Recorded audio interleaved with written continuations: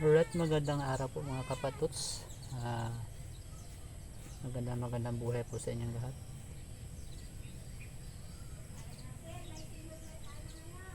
Narito naman po tayo para gumawa ng isang walang kakwenta-kwentang video. Bali, susubukan naman po natin magtanim ng kung anik-anik. Ito po ay yung dating lupa na pinagtaniman ng asawa ko ng mga tanim noon dati nung kasagsagan ng pandemic na yung mga nabibili, binabarter. So matagal na to, kaya papantin natin ng pagtataniman naman natin ito ng yung mulberry. So subukan natin kung tayo makakapagpatubo ng mulberry. Ayan. Ito po, may laman na to. Nilagyan ko nilagyan ko na. Tapos nilagyan ko siya ng sapin sa ilalim ng mga dahon-dahon na ganito.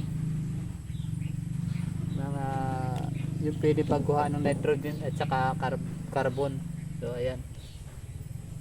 Ito naman ay try lang kung magki-click ba o kung tutubo.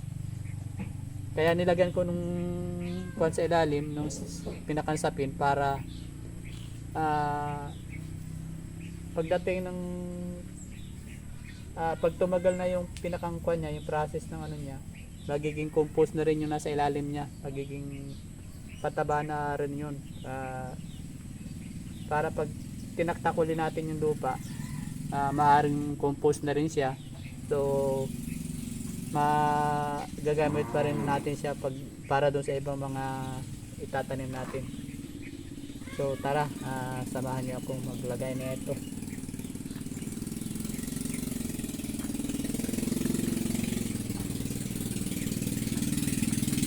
Hindi naman natin ito pupunuin masyado para hindi naman masyado maraming makain na lupa. Pagtataniman lang naman natin ito, yung pagtutusukan natin yung kukunin natin na ng mulberry. Ayan yun ako, parang may ahas-ahas pa.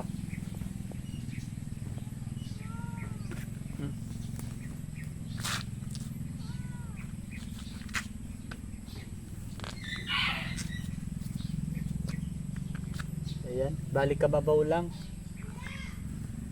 Kasi yung mulberry naman, pag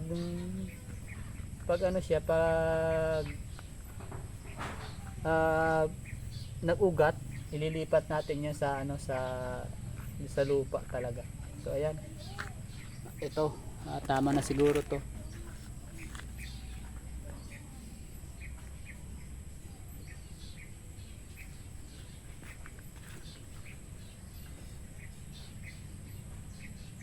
So ayan mga kapatots, ito yung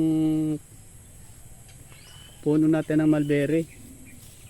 Hindi siya masyadong gumanda kasi nasa kanlong na konsya ng mga ibang puno. So kaya natin ililipat o magta-try tayo na magpatubo para mailagay natin o maitanim natin dun sa walang kanlong o dun sa naarawan siya, kasi ang gusto nito ay yung nasa open siya. Ewan ko kung gusto talaga niya yung nasa open siya, kasi yung nakikita ko nasa talaga siya, nasa garden, nasa patwalk, yung mga nakikita ko. Ano ba yan, papulul-bulol na naman ako.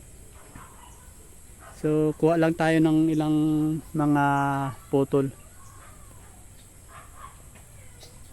Ayan mga kapatots, na nakakuha na tayo ng sanga ng mulberry. Bali pinutol-putol ko na siya ng kulang-kulang isang dangkal.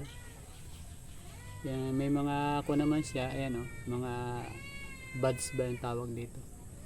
Yan, dito susuwi yung mga dahon niya. Kain na kayo, gutom na.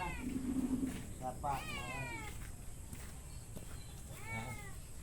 Nanghihinayang akong putulin yung yung mga sanga na doon sa pinagkuhaan ko kasi namumulaklak na siya ito tatanggalin na natin, sigurado naman malalanta na to eh. Meron pa naman siya dito. Ayan. Ayan. Tutubo pa naman yan dyan. Malalanta naman na talaga yung ano na yun. Ay, tutusok lang naman natin to. Ayan.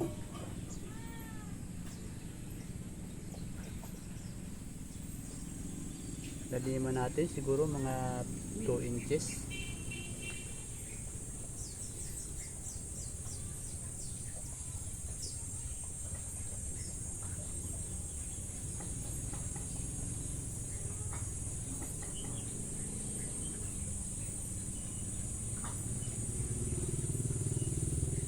Tatanggalin pa rin naman natin ito dito at ililipat natin.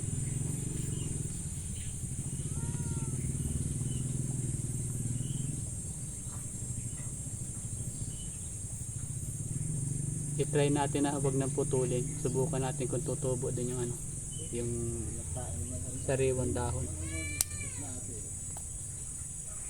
Tapakan. Bagong tayo.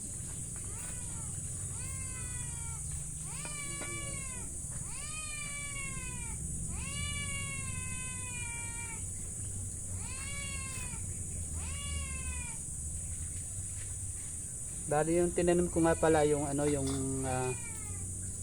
brown na talaga yung ano niya, yung pinakampuno. Kasi itong mga mabiberde na ganito, parang hindi yata siya tumutubo, itong mga ganito. So yung medyo brown ang kinuha ko.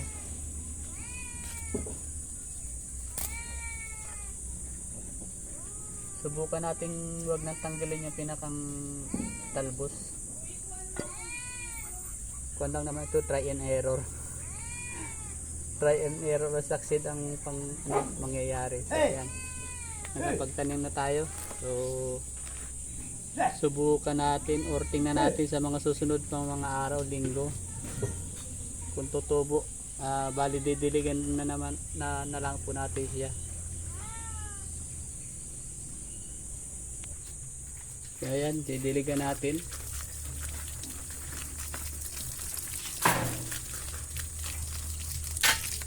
Sana mabuhay ka para maging success. Ayan. Dito na lang natin siya nilagay sa medyo kandong para hindi siya masyadong matuyo sa sobrang init ng araw.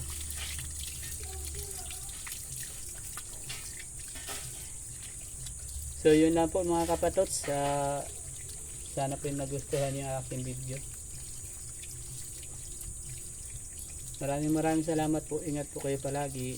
Bye bye.